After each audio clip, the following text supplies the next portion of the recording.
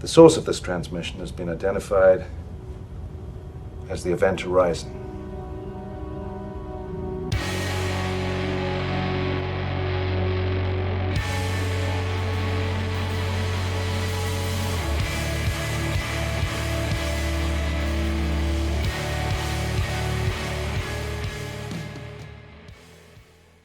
Welcome once again, my fellow manipulators of digital fate. I'm Richie, this is Capricorn, and today I'm back with another deck tech. Finally, I took a little bit of time off. My week was absolutely crazy. I had a con to help run a booth at, and a lot of crazy stuff going on in my life. I'm actually opening up a concert venue in my city in Manchester, New Hampshire. It's called Bungalow. If any of you guys are around the southern New Hampshire, northern Massachusetts area, you might know the name. If you don't, look it up. Come hang out. We're opening up on October 25th, and I'm pretty excited about that. So my life has been crazy, and this is the first deck tech I've dropped in a little bit because of that. That being said, I am going to get caught up. I am going to start dropping deck techs on the regular again, and I'm really excited about this one. This one's called Bring Me the Horizon. And if you've been following the channel for a little while, you probably know how much I love human tribal and how crazy Alesha is and some of the crazy, ridiculous loops we get up to. And if you haven't seen that deck in action yet, then you're in for a treat because this is an updated, evolved version trying out 4 different new cards out of Through the Omen Paths, aka Spider-Man, that make this deck even better. And I'm curious to hear your thoughts on which of these 4 cards make the cut and should stay in future iterations of this deck. But the deck itself is just nuts. I think it's well poised in the meta right now. It has a bunch of main deck solutions to decks like Vivi and Reanimator with Arden and Superior Spider-Man and some of the most popular decks in the meta. It just has natural organic answers to a lot of that stuff. And I kind of love where it's situated in the meta. So I would argue you should try this out. If you have most of the cards, definitely build it and give it a whirl because I think this deck is absolutely nuts. But before we break down the deck and get into the gameplay, please like the video. It does help this video get out to so many more people. It helps the channel grow. Just like I ask every single time, just hit the button. It takes 2 seconds. I would appreciate it so much, especially because I'm trying to catch up with being behind on content because of my crazy week from hell. So hit the button, subscribe if you're new. Tons of content is on the way. And also catch me live Monday through Friday over on Twitch, because if I'm alive and I'm breathing, I'm there and I'm streaming. Twitch.tv/quarantined Capricorn. Now let's break down this deck. Alright, so this deck's actually really rad. If you've been watching the channel for a while, you know how much I love human tribal right now and have for the last couple years. And it seems like with every set, we get more and more cards that make this deck even better. And we're trying out 1 copy each of 4 different new cards that came in through the Omen Paths, aka Spider-Man, that I think maybe even take this deck to the next level. But even without those cards, this deck is just insane. I think it's well poised in the meta. I think it does really well against Vivi, and I'm really excited about continuing to evolve this deck over time. So first of all, the core of what the deck does is it slams creatures down, it attacks every single turn, and it doesn't really care if you trade with its creatures or use removal on its creatures because it either protects them or just keeps bringing them back over and over again. At the core of the deck, we have Alesha, who laughs at fate, comes down for 3 mana as a 2/2 first striker, and as long as you've attacked on your turn, at the end of your turn, you get to bring back any creature that has mana value less than or equal to Alesha's power. Not only that, but when she attacks, you get to put a +1/+1 counter on her, so every turn, as long as she keeps attacking, which isn't too hard to do because of the first strike, she keeps getting bigger and keeps bringing back bigger and bigger things. But the most important part of this card is you can just jam it on 3 after you attacked with your 2-drop, and even if your 2-drop traded with something in combat, it immediately brings back that 2-drop right away, which gets really nuts. So our 2-drops are crazy. We're running 4 copies of Sir Vondam Sunstar Exemplar, because as things die, which is going to happen a lot in a deck like this, where you were kind of attacking every turn and forcing your opponent to trade with you, This is going to get counters, and then eventually when it dies, it will be able to remove something on the opposing side, and then still come back from an Alesha trigger later on, which is amazing. We're also running 4 copies of Sheltered by Ghost, which is just the removal of choice in this deck, because it's just way too good in a creature-centric deck. We're also running 3 copies of Cathar Commando.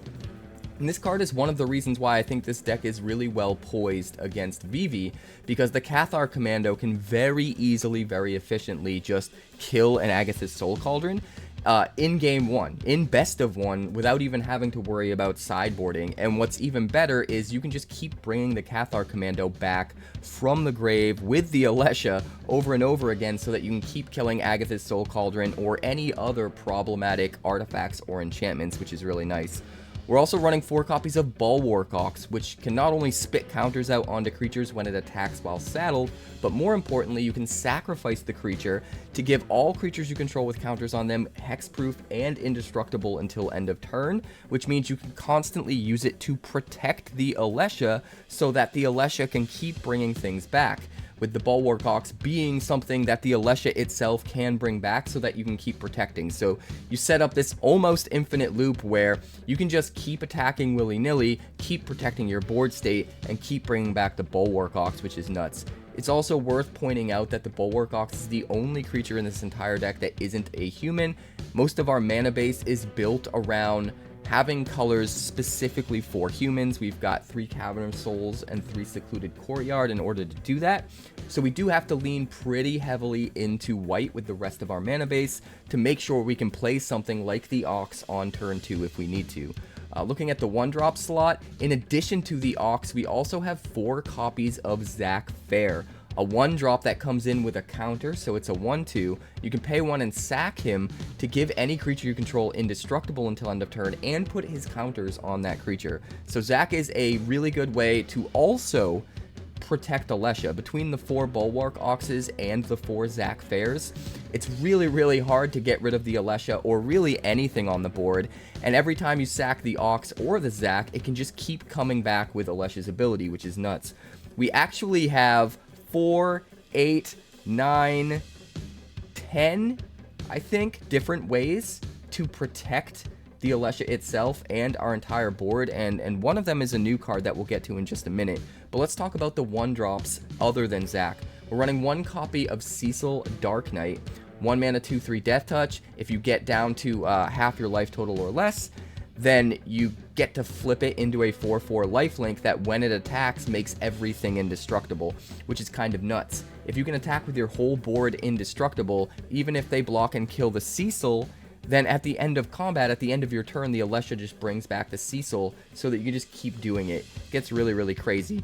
That being said, it is a legendary that you kind of want to try to keep on the board, so we're not going to play more than 1 copy, but as a 1-of, I think it's great. The Zack Fair, even though it's legendary, it's so crucial to the core functions of the deck that we definitely need to run 4 copies. The other 1-drop that we're running, because we want 9 1-drops consistently so that we're almost always dropping a 1-drop on turn 1 and getting ahead of our opponent, getting the tempo advantage right away, which, if you take a look at our mana base, our entire mana base is made in a way where it can be 3 colors, really kind of a little more than 3 colors with the Cavern of Souls, Secluded Courtyard, and Multiversal Passage, but primarily a 3-color mana base without having anything have to enter tapped, which is really important. It means we can make our 1-drop on 1, 2-drop on 2, 3-drop on 3, never have to slow down, but still have all of our colors. And part of what gets us there is the 3 Cavern of Souls and the 3 Secluded Courtyard for sure.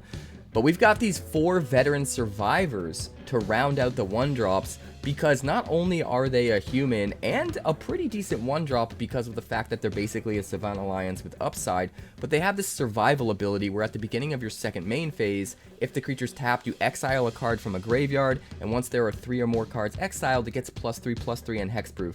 The +3 and +3/+3 and hexproof is really good gravy. Sometimes that will happen, and it'll be awesome when it does, but the main reason this card is so good is because it allows us to include a main deck version, a best of one version, pre-sideboard version of a card that can eat our opponent's graveyard. So not only do we have the 3 Cathar Commandos, which can take care of Agatha's Soul Cauldron, or honestly any other enchantment or artifact based decks, it can deal with Simulacrum Synthesizer and that sort of thing, but we've also got the 4 copies of Veteran Survivor, which it's just going to eat Vivi if Vivi ends up in their graveyard. You eat it before they get to exile it with the Soul Cauldron, or any Reanimator deck whatsoever the Survivor's going to be good against. If they're playing like Arden or some of the new like Superior Spider-Man style decks that are out there, you can use the Veteran Survivor to just keep eating their graveyard so that they don't have any reanimation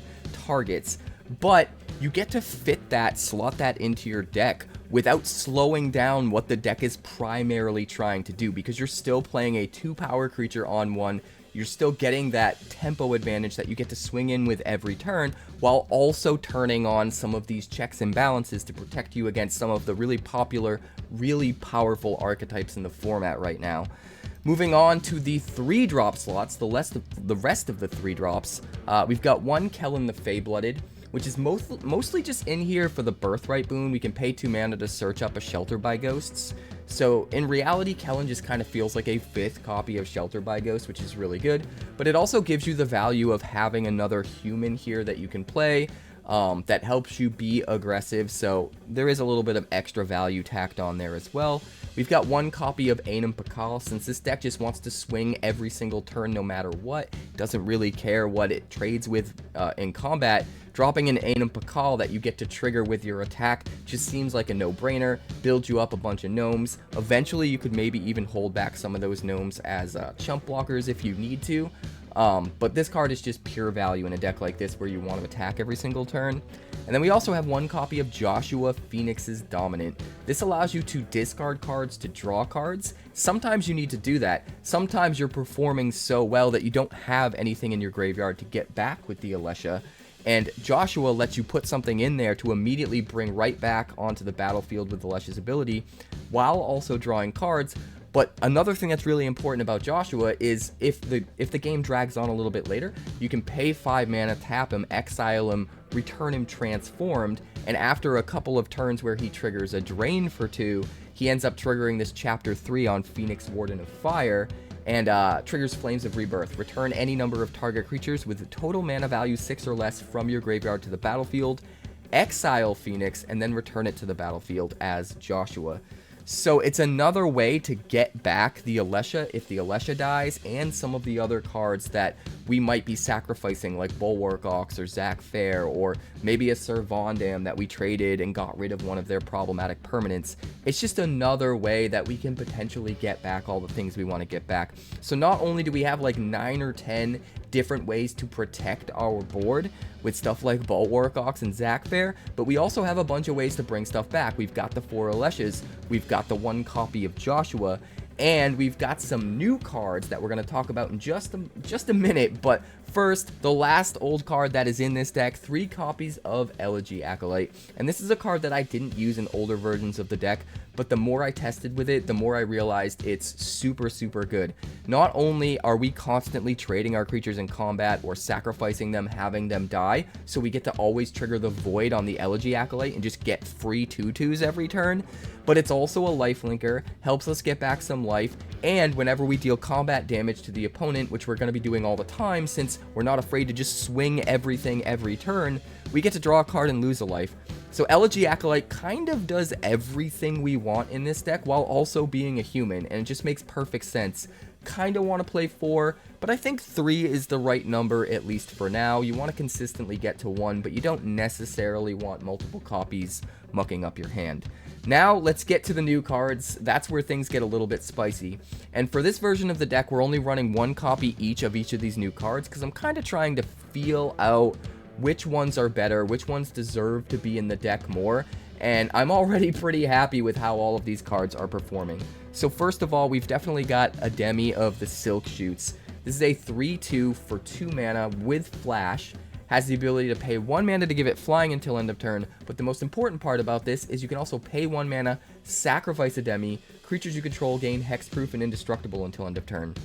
So a Demi is kind of like a version of Bulwark Ox, except you don't need to jump through as many hoops. You don't need to worry about them having counters on them, the creatures having counters on them in order to use it, but the downside is you do have to pay a mana in order to use this. So it's kind of like if you took a version of Bulwark Ox and Zack Fair and just sort of found a middle ground and made it into one card.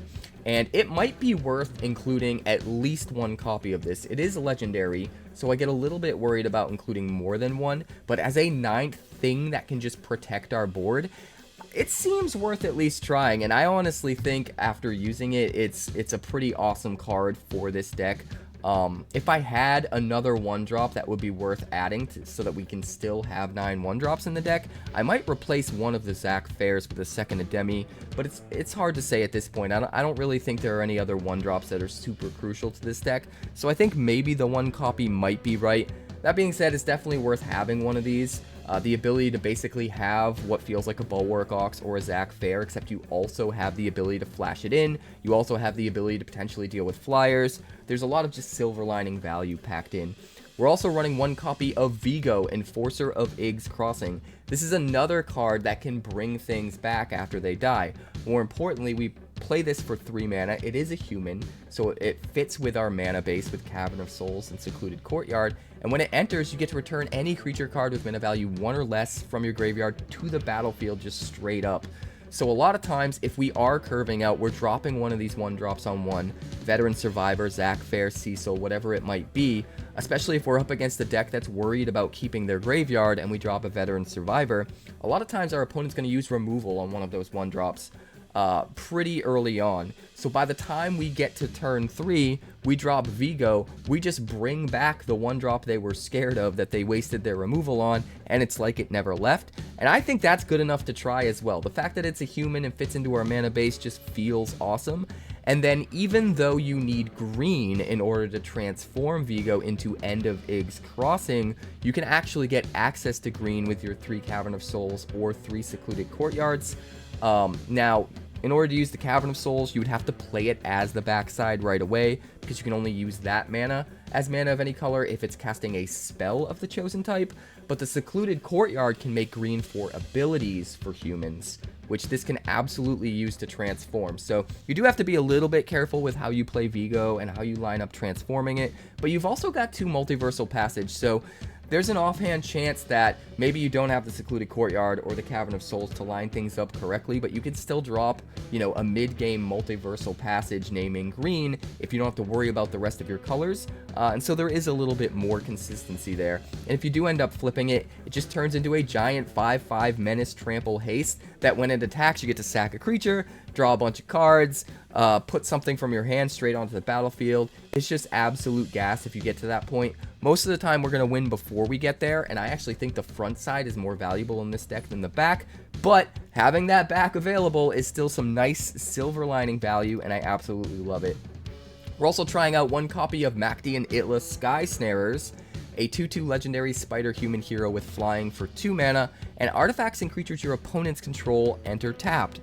It's a human, so it fits in with our mana base, and having all of their artifacts and creatures enter tapped seems to be a great idea in a deck that just wants to attack every single turn, because they're less likely to be able to block. If they drop a new creature, they're not going to be able to use it as a blocker right away, which means you're even more safe swinging in with everything to make sure that you can trigger Alesha's raid ability and get stuff back at end of turn, which I kind of love. It also has flying, so it's another way to get a little bit of flying in the deck, whether it's, you know, to stop chump block one of their creatures and eventually bring it back with Alesha so that you can keep chump blocking, or maybe just because you need to fly over their board state to get for the win, get in for the win. So there's some versatility in this card as well.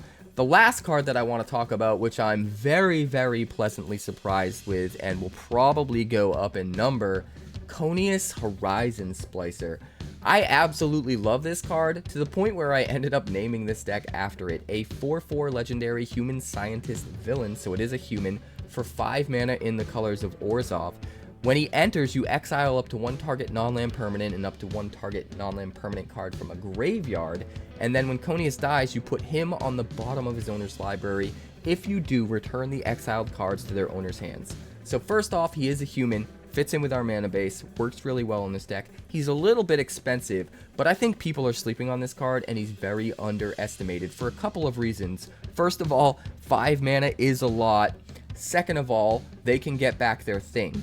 Paying 5 mana for a creature that gets rid of a permanent, and they can get it back if they get rid of your creature, is nowhere near as good as paying like 3 mana, which we've traditionally seen cards like this cost, to get rid of something that they can get back if they kill your creature. But there's nuance there that is being, I think, kind of overlooked, because not only do you get rid of one of their cards, you get rid of, first of all, any non-land permanent, not just a creature. So you can get rid of anything problematic, whether it's a Simulacrum Synthesizer or an Agatha's Soul Cauldron, whatever the case may be with this thing. But also, when they get it back, it doesn't come back into play. It goes back to their hand, which means they do have to replay it, which sometimes sets them back on tempo. So it is strictly better than a card like this that would exile something and they just get it straight back onto the battlefield when they kill the dude that exiled it. The other thing that's great about this is you're not just exiling that thing you need to deal with on the battlefield, you're also exiling something from a graveyard. In particular, you're going to exile something from your graveyard. So if they do end up wasting removal on 𝐭𝐼 and getting rid of it, sure, they get their thing back, but their thing goes back to their hand, not to play, and you get your best card from the graveyard that you targeted back into your hand as well. So it's not like they get pure value off of getting rid of 𝐭𝐼. They get their thing back, you get your thing back, and a lot of the time, the thing that you get back might actually be even better than the thing that they get back. So when you really take into account all of the nuance of how this card works, I actually think it's really good, and I actually think it's really overlooked. I can't wait to brew with this guy more in the future. I'll probably have new versions of this human tribal deck in the future, but I'm also excited to try and just come up with brand new decks using this guy. So if you have ideas, let me know in the comments for sure. But that is the deck. The entire list is in the description, so check that out if you want to try it out, and let's check out the games. Imagine. That would be low-key impressive. I'm gonna keep this. Low-key secluded, no, concealed courtyard. Concealed, secluded. You say potato, I say potato. Tapped Godless Shrine. Hello, Infestation Sage. I think I can beat this deck. I am worried. I ain't even worried. I ain't even worried. Start with the Bulwark Ox. Sooner it's out, the sooner it can swing and put a counter on something. You can also protect Sir Vondam, which would be nice.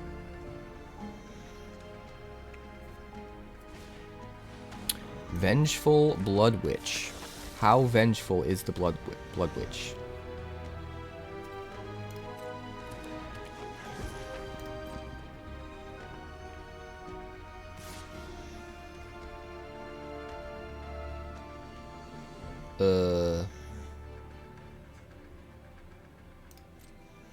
Sure. We'll block it. Yeah, you're gonna drain us for 2, but that's one less thing you can sacrifice later on. Should you play Vivi or Mono Red in Baltimore? Neither. You should make a meta brew. An off meta brew. A rogue deck. You should bring this deck. That's what you should do.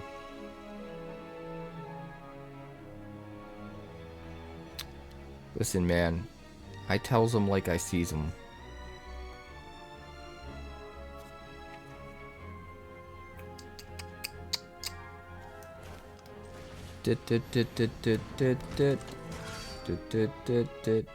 A rogue deck, but not a deck with rogues. Those are 2 completely different things.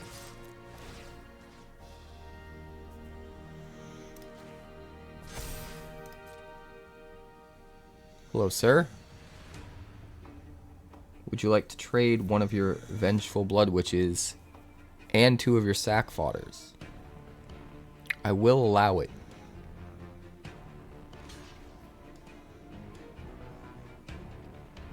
Okay. Gonna take it. End the turn. Next turn's gonna be a doozy. Next turn's gonna be a doozy. Vampiric Rites. Gain a life and draw a card. That's just too much mana, man. But could you imagine if Vampiric Rites only cost 1 to activate instead of 2? That card would be so, so good. It would actually see play. It would actually see play. Not even low key. High key. It would high key see play. Alright. Don't know why you did it right now. But sure. Sure. Dun-dun-dun-dun. We've got a whole bunch of options here.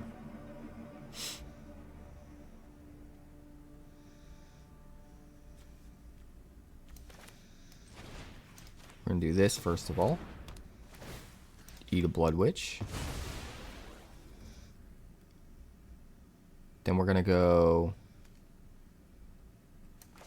Cathar Commando. And then we're going to saddle with the Cathar Commando. And we're going to attack. And we're going to put a counter on Sir Vondan. We will gain lots of life. You will lose life. And it will be over. Not even low-key over. Just straight up over.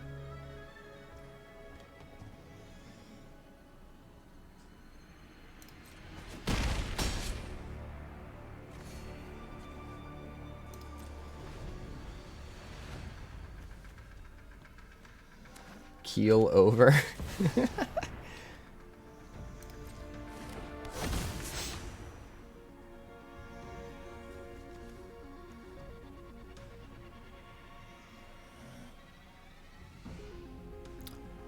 My doggo is snoring away.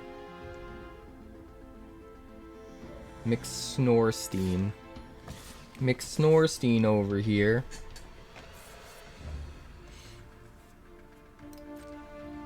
I'm actually curious, 𝐀𝐫𝐞𝐳, at your level, when you're going to the qualifiers and stuff, what is the meta breakdown? Is it like 90% Vivi, 10% mono red? Or is it more of like an even split? I'm kind of curious.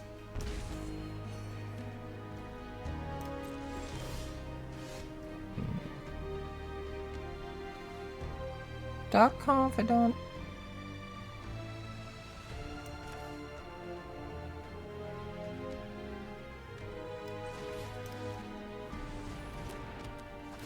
Eat the Blood Witch.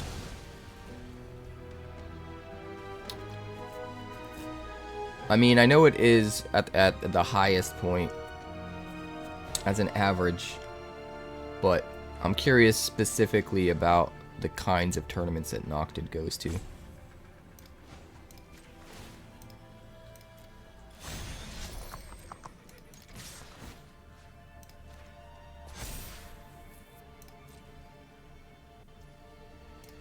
Alright, that's a lot of damage and a lot of life.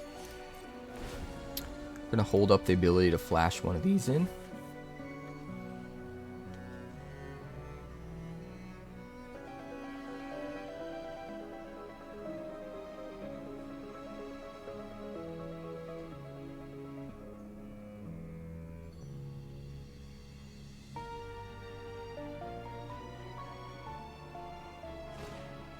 Interesting.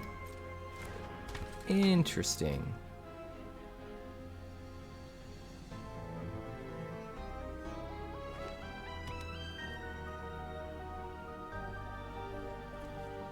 Voice of Victory. Probably should have flashed one of these out in response, huh?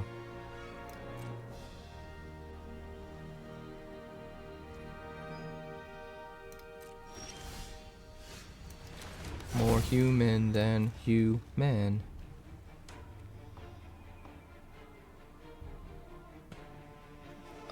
So we will Cathar Commando.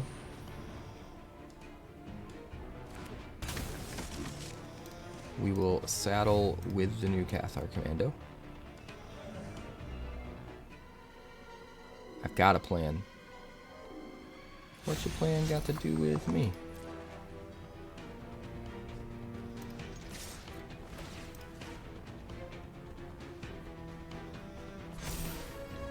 So if we need to, we can flash in a Demi and sacrifice it to protect the board. He has to block the Cathar Commando and another creature. Well, no, he can just block the Cathar Commando, I think, if he wants. But he probably wants to kill something. No, I guess he doesn't. 4, 8.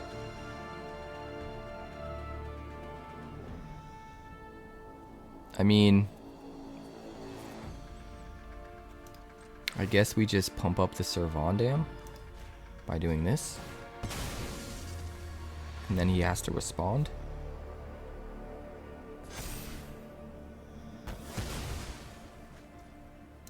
He could have removal, but it doesn't look it. Interesting. This looks pretty good. We'll keep it.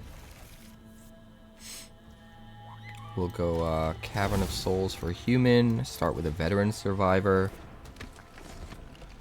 Probably have to play Shelter by Ghosts on too. Although maybe we'll top deck something. We might be able to top deck something. Oh, there's a something.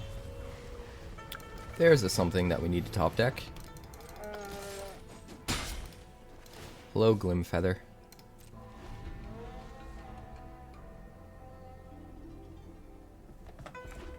I'll drink to that.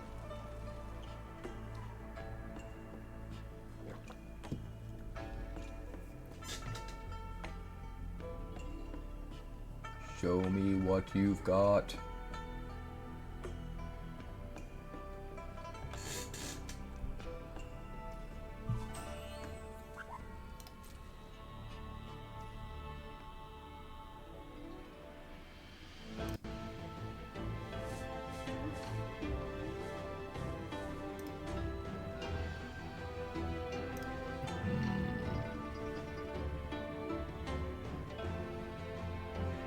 Yeah, I guess it's just my turn. It's really weird that he left 2 mana up, though.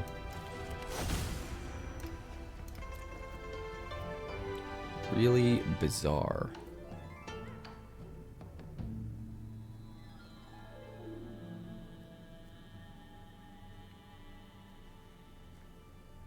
He's gonna kill something, right? So if I try... If I play Alesha first, he kills Alesha. That's no good. But if I saddle, he kills the Bulwark Ox, and then I don't get to attack, which means I don't get the Bulwark Ox back. So what I have to do is just attack with both, without saddling and without playing Alesha. And then he'll kill one of them. The other one will get through, and then I drop Alesha.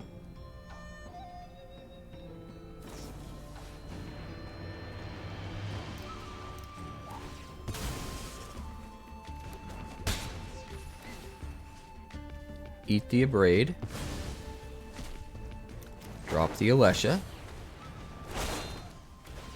And get back the Ox. Now he desperately has to kill the Alesha. But we've got another one. And a Shelter by Ghosts. I don't think there's any way for Red to make this situation work. We don't block here.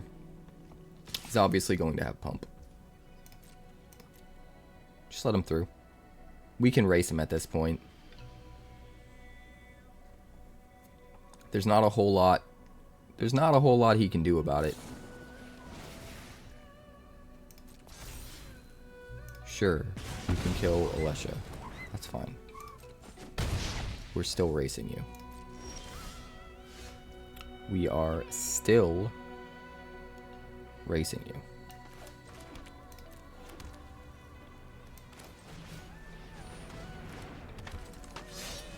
Saddle with Alesha. Put a counter on the Alesha. That way the Bulwark Ox can protect her. Get rid of the Burst Lightning. One more card, and this thing becomes a 5/4 with Hexproof.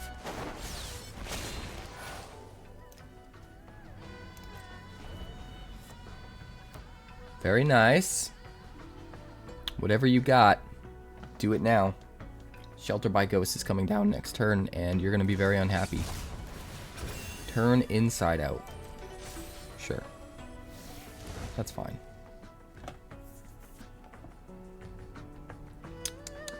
That is fine.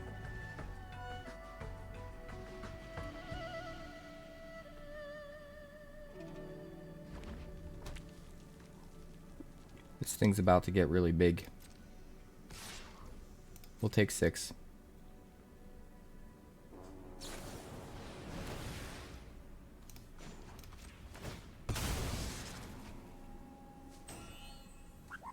Ooh. Ooh. Oh, he didn't have enough to kill Alesha.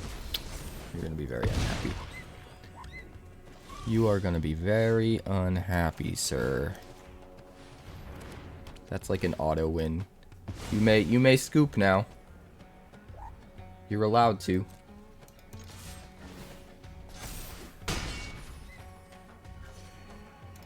Oof. Oof.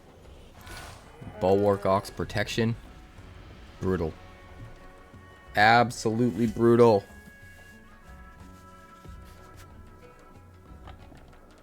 That's it, man.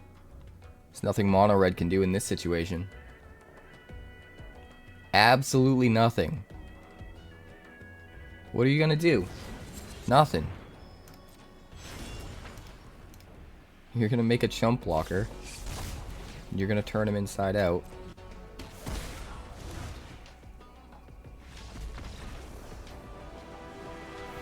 I mean, I don't think he should have given up yet. If he could have found a way to get rid of the Alesha, he could have been back in this. This looks fine. This looks pretty good, actually. We get to start with the Godless Shrine tapped because we don't have a 1-drop. We will jam it. The question is, do we play 𝑠rvonDam or do we hold up a Cathar Commando?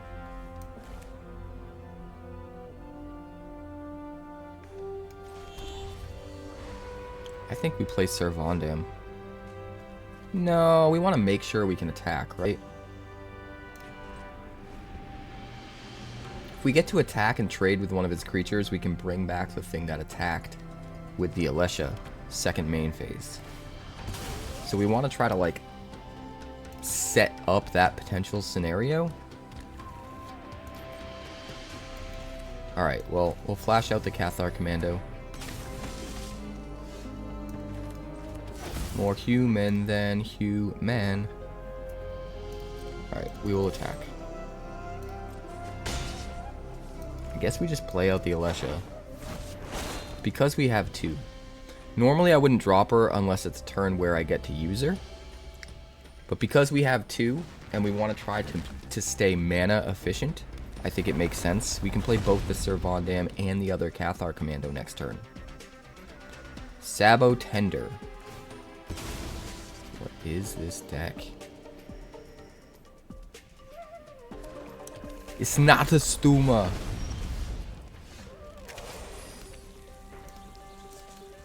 Well, we're definitely playing you. And we will swing. If he trades with the Cathar Commando, we get a counter on 𝑠rvonDam, and then we just bring it back. Which is awesome. So we'll end the turn. We'll hold up another Cathar Commando here. 𝑇𝑒𝑛𝑐𝑒. Sure.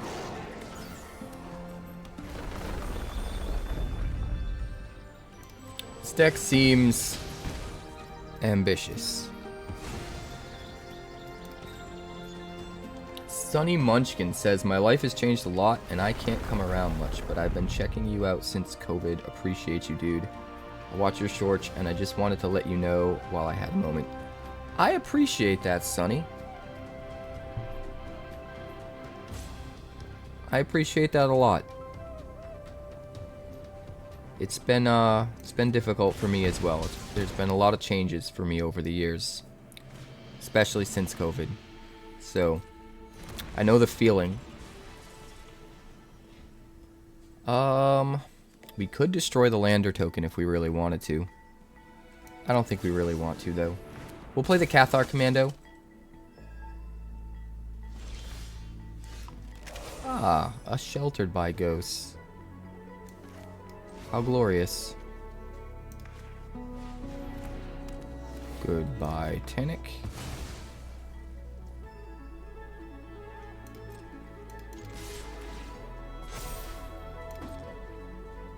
Now what's beautiful here is if he doesn't trade with something, we still sack the Cathar Commando to take out the lander token.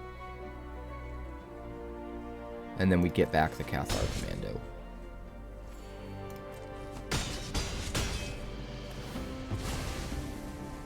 But I don't think we need to get the lander token right now. We will play the Veteran Survivor because we can. We'll end the turn and get back the Cathar Commando.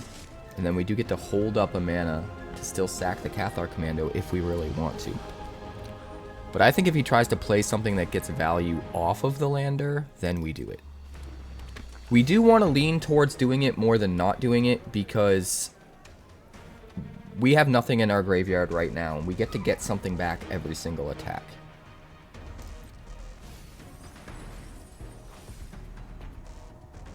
Yeah, true, Sonny. True, true, true. What's up, boss? Welcome to the stream.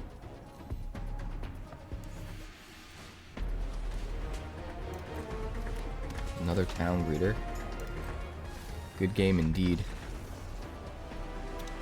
Welcome to Human Tribal. What's up? This looks pretty good. I think we can keep it. We'll start with the courtyard and play the survivor, I think. Well, might as well just play the Godless Shrine.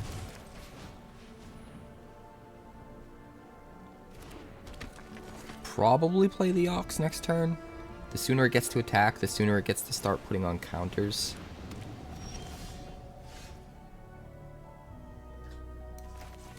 So we'll go human. And, I mean, we could play 𝑠irvondan, but he probably just ends up killing 𝑠irvondan if we do. I think I'd rather do it like this. If we can get the Bulwark Ox online, we can use it to protect the 𝑠irvondan.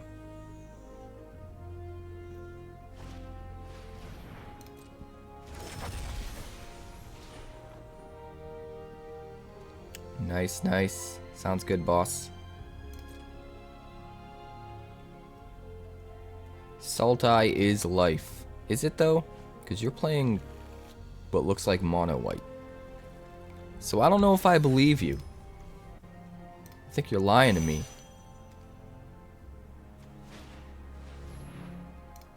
Big old Starfield Shepherd. Hit the Ox. Hit the Ox. We don't want it under a seam rip, do we? No. We want it in the yard to get back with the Alesha. That's what we want. That's what we want. We'll go white. Pay 2 life.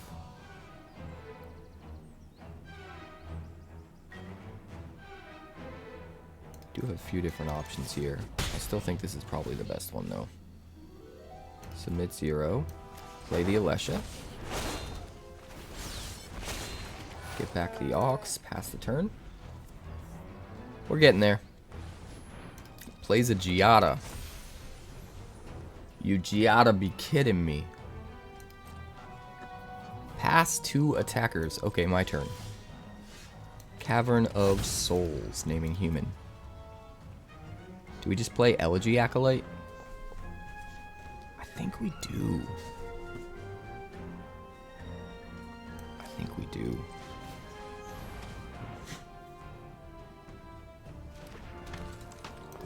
And then we will saddle with the Survivor, so it gets to trigger potentially. And then we will attack. Put a counter here. Alessia gets a counter on herself, and she's got First Strike. So he can trade with the Ox if he wants to. But that's really his only option. Otherwise, he takes 6. I'm into it. Restoration magic, huh? Indestructible, how dare you.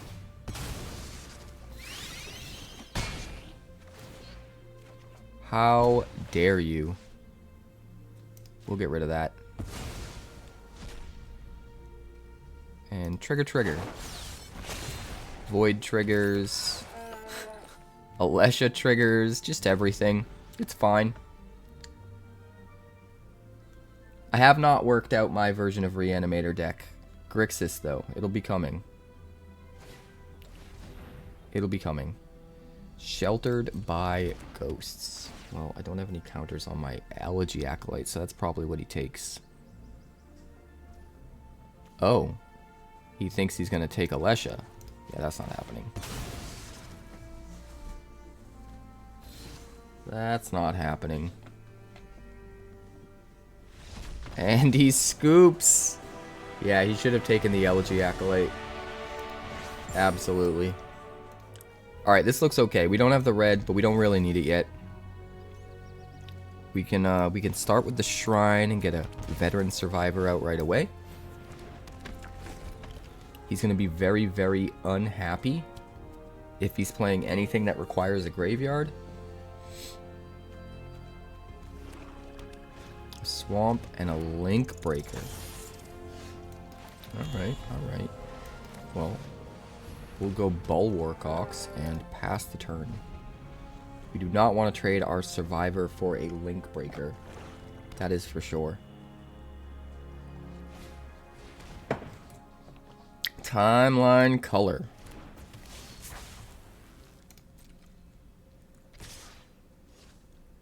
Yeah, we'll just let it through for 2. We can race that. He gets value if he gets to bring it back, so would not be the smartest play in the world. Do we play a second Ox? You know, I think we do. I think we save the Sheltered by Ghosts. And we will saddle the first Ox with the second Ox. And we'll attack and put a counter on the Survivor. And if he blocks, we get to exile the Link Breaker. Second main. So he's just going to let us through for 5. Which honestly seems pretty good to me. Oh, the kitten is here. The kitten is here to say hello. Why? Hello. Sephiroth. That's fine. I don't know why you wouldn't attack first. That was definitely a misplay.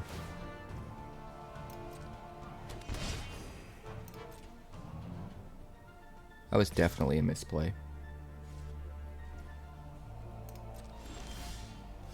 Look at all these Sheltered by Ghosts. Oh my god. Oh my god.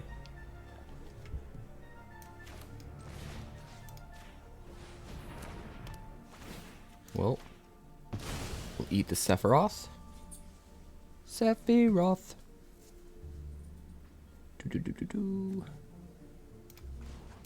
We will saddle one with the other one.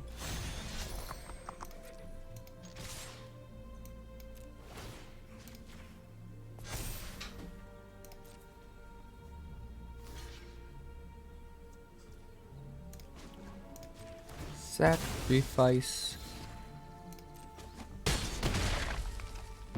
Alright, pass the turn. We will eat the timeline color. Thank you very much. Goodbye, timeline color. It's part of the reason why I wanted to make that attack. Even though it seemed like it wasn't a great trade getting rid of our Ox, since we have a second one ready and we get to eat the timeline color, it's actually a really good play for us. Plus we have 1,000,000 Sheltered by Ghosts. And by 1,000,000 I mean 3. Because Kellen's basically in here for Birthright Boon. Very nice. His hand looks pretty good. 2 Elegy Acolytes is a little bit overkill, but we do have 𝐂𝐿𝐷. Excited to give that one a try.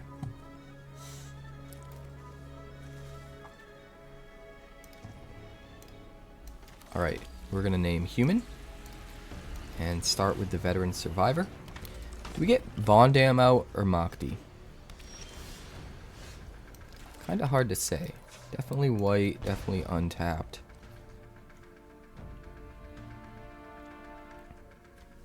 I think we want Sir 𝐴𝑣𝑘 out first.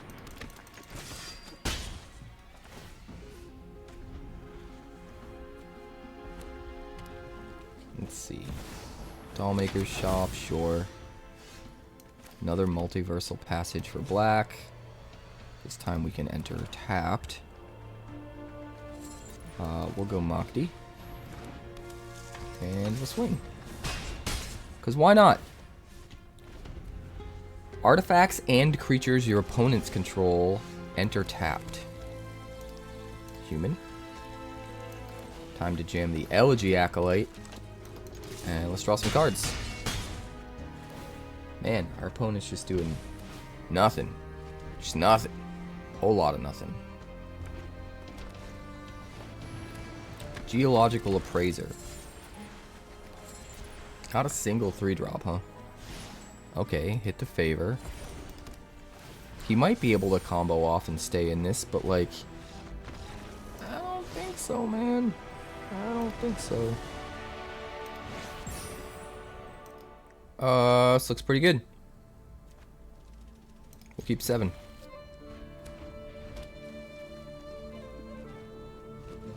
I think we start... I think we can just start with the Sunbillow Verge, honestly. But do we want Zack or do we want the Veteran Survivor? I think we want the Veteran Survivor.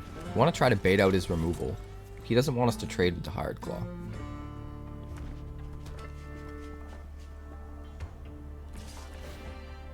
I mean, he is just going to dump the mana in if we block, so we don't block, but... Razorkin Needlehead. Alright.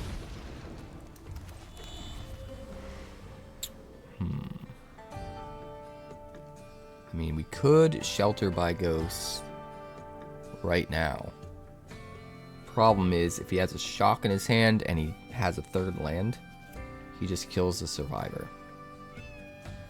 And I don't know if that's good.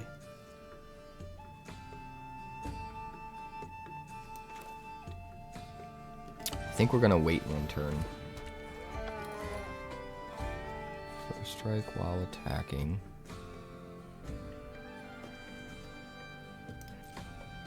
Guess we'll offer the trade. We gotta get the Ox online. And then we're probably fine.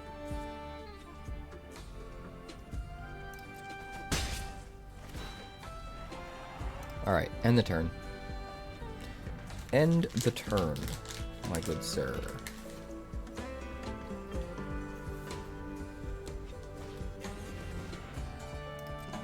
Mm-hmm.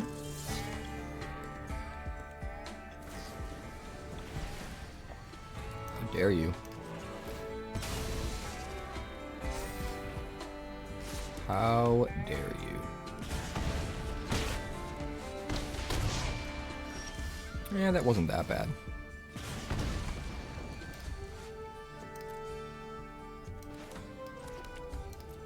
Down to 7. We got a couple different options here. He's probably... That was probably his only shock. So I'm really tempted to take a chance here.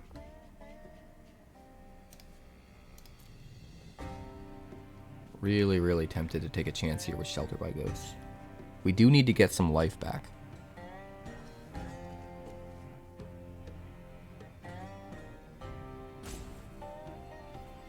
We do need to get some life back. I think we'll just do this though.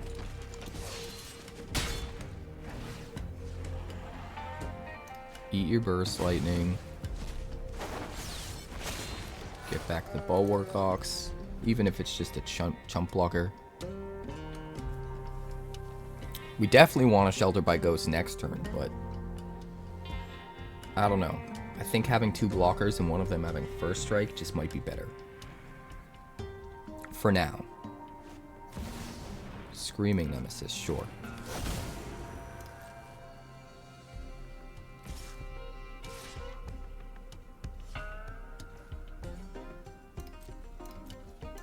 Alright, we'll take the 3, that's fine. That is fine.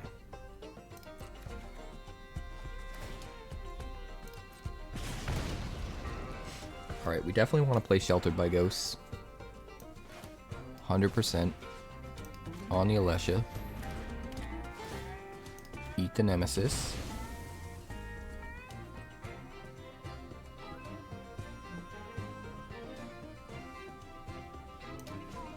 Saddle with the Survivor. Swing, swing. Put a counter here. Gain 5 life.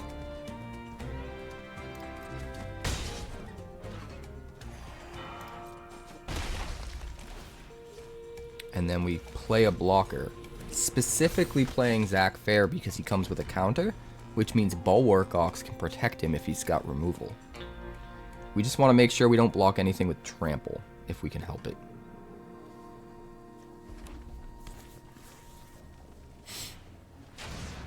Burnout, Bashfornaut. 1 card left in his hand. Nova Hellkite. Oh god. Yeah, that'll do it. Ouch. Think we're dead.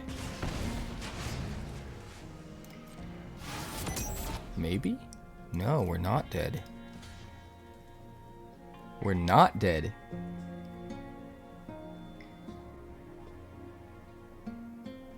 Oh wait, we are dead. We're dead by 1. By 1, guys. Ugh, that's painful. That is so painful. By 1. Literally. We would have come back so hard next turn. That's so sad. This looks pretty good. We can keep this. Midnight Sun. You are, in fact, a Midnight Sun. Play Zack Fair. Zack, not so fair. Not in this deck. Good grief. Marauding Mako.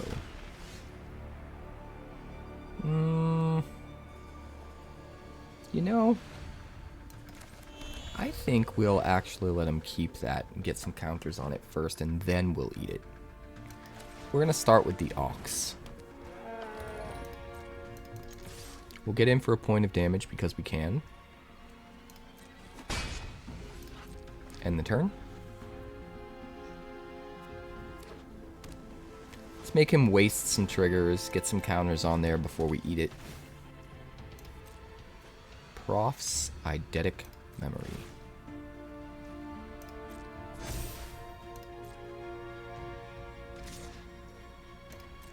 No blocks.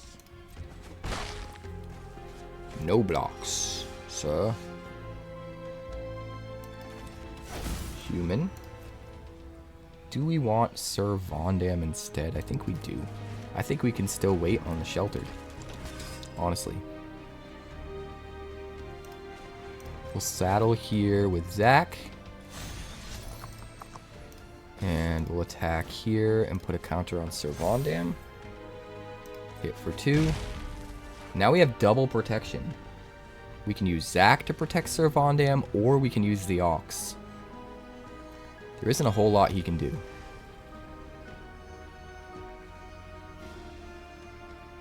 I think we saved the Shelter by Ghosts for a flyer at this point. Hey look, a flyer. A flyer at this point.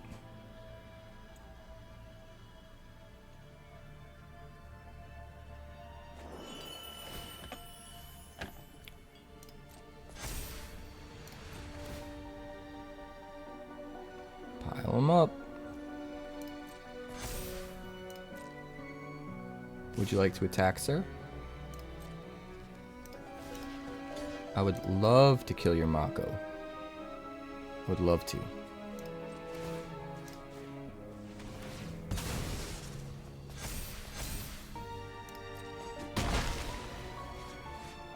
Goodbye, sir. Good day. I bid you good day. I say good day.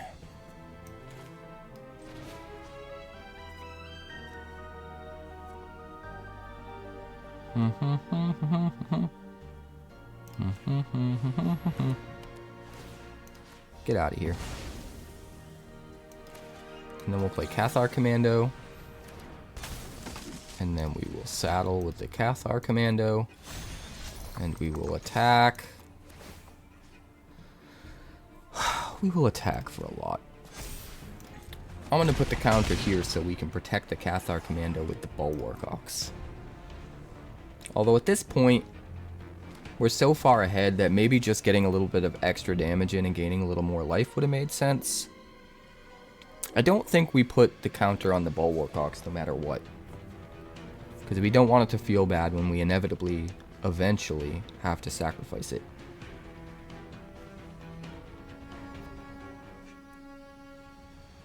Yeah, I think putting it on the Commando was right.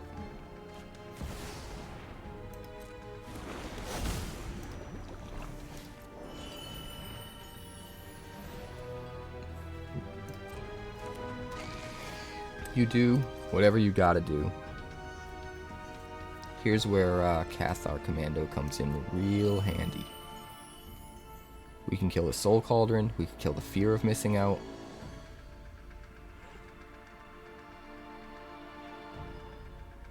And when we do it, we get a counter on our 𝑠ir, which means we're very, very close to lethal. In fact, yeah, I think we just win.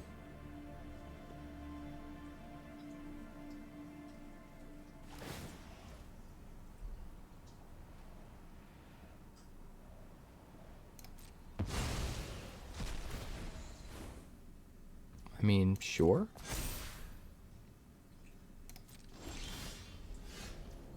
But, like, he can't block the 𝑠ir.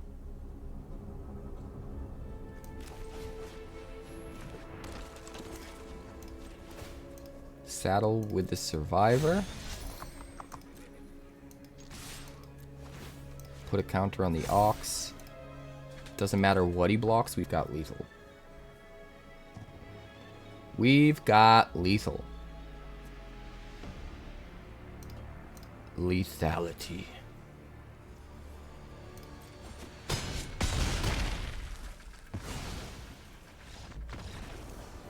I'll take it.